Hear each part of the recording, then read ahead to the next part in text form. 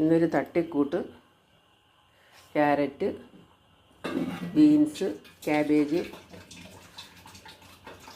Capsicum, 2 മുട്ട pan വെച്ച് നെയ്യ് ഒഴിക്കുന്നു. ക്യാബേജ് വാടി ഇനി അടുത്തത് ക്യാരറ്റ് ഇടാൻ പോവാം. ക്യാരറ്റ് ഒന്ന് വാടി ഇനി ബീൻസ്.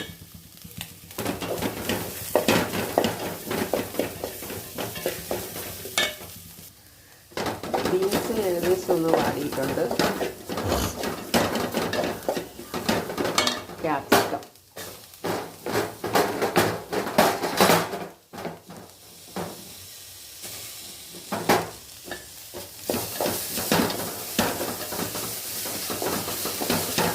സഹസ്രയ്ക്ക് പോകണ്ടാത്തത് കാരണം കാപ്പിയൊക്കെ താമസിച്ചേ ഉണ്ടാക്കത്തോളൂ. വെക്കേഷനല്ലേ, അല്ലെങ്കിൽ കാപ്പി എടുത്തുകൊണ്ട് പോകും ഒരു ദിവസങ്ങളിൽ. 2 മുട്ടയും പൊട്ടിച്ചൊഴിച്ച്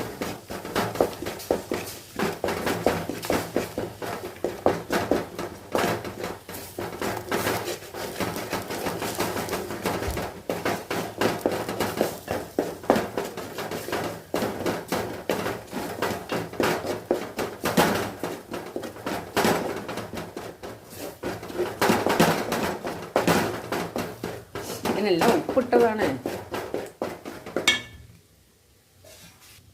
ചോറും തട്ടിയിട്ട്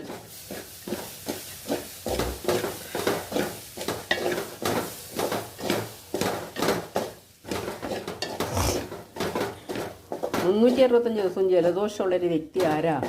ഞാൻ തന്നെ.